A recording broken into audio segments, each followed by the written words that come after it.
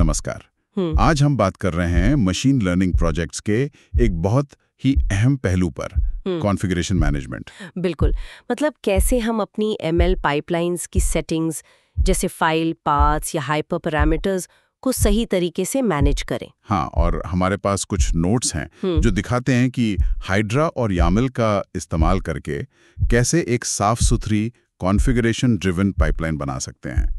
ऐसी पाइपलाइन जो डेवलपमेंट और प्रोडक्शन जैसे अलग-अलग माहौल में भी काम करे। सही कहा। तो आज का हमारा मकसद है ये समझना कि कोड यानी लॉजिक को कॉन्फ़िगरेशन यानी वैल्यूज से अलग रखना क्यों फायदेमंद है, और ये भी कि हाइड्रा जैसा टूल इसमें कैसे मदद कर सकता है।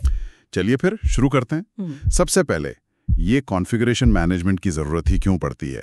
क्या प्रॉब्लम है अगर हम सब कुछ कोड में ही लिख दें? देखिए, प्रॉब्लम यह है कि जब हम फाइल पास या मॉडल के पैरामीटर्स जैसी चीजें सीधे कोड में लिख देते हैं, जिसे हार्ड कोडिंग कहते हैं, तो कोड बहुत जल्दी उलझ जाता है। हाँ, मतलब मेंटेन करना मुश्किल हो जाता होगा। बिल्कुल, और पाइपलाइन बहुत ब्रिटल हो जाती है। मतलब जरा सा कुछ बदला, जैसे कोई फाइल कहीं और रख दी, और पूरी पाइपलाइन टूट सकती है। फिर आप ढूंढते रहिए कि गड़बड़ कहाँ हुई। अरे हाँ, ये तो होता है। तो इसका हल है कॉन्फ़िगरेशन मैनेजमेंट। ये कोड को कॉन्फ़िगरेशन से अलग कर देता है, लॉजिक एक तरफ और सेटिंग्स दूसरी तरफ। अच्छा। इससे फायदा सिर्फ कोड साफ रखना नहीं है, इससे रिप्रोड्यूसिबिलिटी बढ़ती है। मतलब आप अपने एक्सपेरिमेंट्स के नतीजे दोबारा भरोसे के साथ पा सकते हैं। नए एक्सपेरिमेंट्स करना आसान हो जाता है। और शायद अलग-अलग एनवायरनमेंट्स में चलाना भी, जैसे डेव, टेस्ट, प्रॉड। एग्जैक्टली। एक ही कोड बेस को आप डेवलपमेंट में चला सकते हैं, टेस्टिंग में, और फिर प्रोडक्शन में भी, सिर्फ कॉन्फ़िगरेशन बदलकर। तो यहीं पर हाइड्रा आता है। हाँ जी, हाइड्रा एक बहुत पॉपुलर टूल है जो YAML फॉर्मेट में लिखी कॉन्फ़िगरेशन फाइल्स को मैनेज करने में मदद करता है। YAML? वो जो सिंपल टेक्स्ट फॉर्मेट होता है? हाँ, वही, जिसे इंसान भी आसानी से पढ़ सकते हैं और मशीन भी। और हाइड्रा को इंस्टॉल करना भी आसान है, बस पिप install hydra core upgrade. Okay. तो हाइड्रा करता क्या है YAML फाइल्स के साथ? इसकी खास बातें क्या हैं? हाइड्रा की कुछ बढ़िया क्षमताएं हैं। ये कई YAML फाइल्स को एक साथ मिला सकता है। मतलब आप सेटिंग्स को अलग-अलग फाइल्स में बांट सकते हैं। अच्छा। हाँ, और आप कमांड लाइन से ही किसी स्पेसिफिक सेटिंग को बदल सकते हैं, मतलब रन करते समय। और ये एक हायरार्किकल कॉन्फ़िगरेशन बनाने की सुविधा देता है। हायरार्किकल मतलब एक के नीचे एक? हाँ, जैसे एक मेन कॉन्फ़िगरेशन हो और फिर डेवलपमेंट या प्रोडक्शन के लिए उसमें कुछ बदलाव हो। ये सुनने में काफी ऑर्गेनाइज लग रहा है। तो ये स्ट्रक्चर असल में दिखता कैसा है? कोई उदाहरण? बिल्कुल। आमतौर पर एक बेस कॉन्फ़िगरेशन फाइल होती है, मान लीजिए configs/config.yaml। इसमें सारी कॉमन सेटिंग्स होती हैं, जैसे डेटा सेट का पाथ, मॉडल का टाइप, कुछ डिफ़ॉल्ट हाइपर पैरामीटर्स जैसे अल्फा या टेस्ट साइज। ठीक है, ये तो हुई बेस फाइल। फिर आप एनवायरनमेंट स्पेसिफिक फाइल्स बना सकते हैं, जैसे dev.yaml। इसमें आप शायद छोटे डेटा सेट का पाथ देंगे और कुछ हाइपर पैरामीटर्स जो फटाफट टेस्टिंग के लिए ठीक हो, जैसे alpha.01। और प्रोडक्शन के लिए? उसके लिए prod.yaml। इसमें आप फुल डेटा सेट का पाथ और प्रोडक्शन रेडी हाइपर पैरामीटर्स देंगे, जैसे alpha.10। ये स्पेसिफिक फाइल्स dev, prod अपनी बेस फाइल config.yaml को इंक्लूड करती हैं और सिर्फ जरूरी चीजें ओवरराइड करती हैं।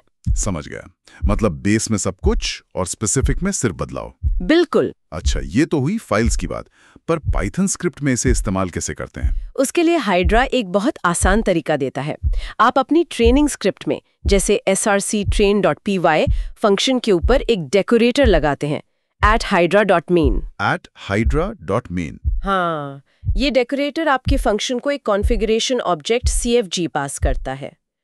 फिर आप स्क्रिप्ट के अंदर इस CFG ऑब्जेक्ट से सारी सेटिंग्स एक्सेस कर सकते हैं, जैसे cfg.training.alpha या cfg.dataset.raw path।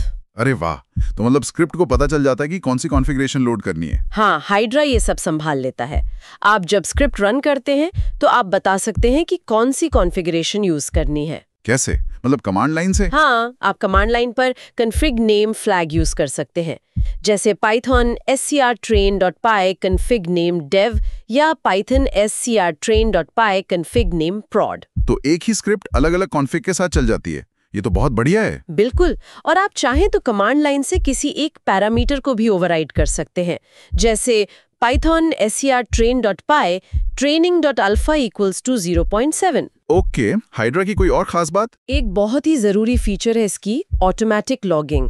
हर बार जब आप स्क्रिप्ट रन करते हैं, हाइड्रा उस रन में इस्तेमाल हुई एग्जैक्ट कॉन्फ़िगरेशन को एक .hydra फोल्डर में अपने आप सेव कर देता है। अच्छा, इसका क्या फ़ायदा? रिप्रोड्यूसिबिलिटी।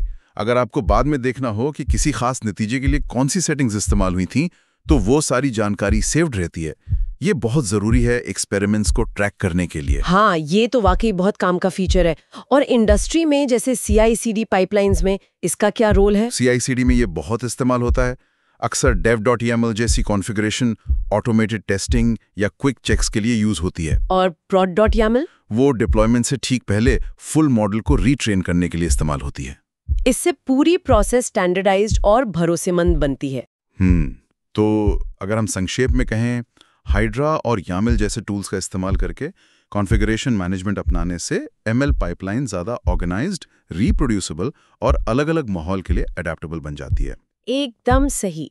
ये कोड और सेटिंग्स के बीच एक क्लियर सेपरेशन लाता है, जो प्रोजेक्ट्स के स्केल होने पर बहुत ज़रूरी हो जाता है। बिल्कुल, ये तो बहुत उपयोगी जानकारी थी। हाँ, ये आजकल ML इंजीनियरिंग का एक स्टैंडर्ड प्रैक्टिस बनता जा रहा है। जाते जाते एक सवाल श्रोताओं के सोचने के लिए, जब कॉन्फ़िगरेशंस बहुत ज़्यादा कॉम्प्लेक्स हो जाती हैं या बहुत बड़ी टीमें एक ही प्रोजेक्ट पर काम कर रही होती हैं, तब इन कॉन्फ़िगरेशन फाइल्स को मैनेज और स्केल करने के लिए क्या स्ट्रैटेजीज हो सकती हैं? और एक और अहम सवाल, सेंसिटिव इंफॉर्मेशन जैसे API कीज या पासवर्ड्स को इन कॉन्फ़िगरेशंस में सुरक्षित तरीके से कैसे हैंडल किया जाना चाहिए, ये भी सोचने वाली बात है।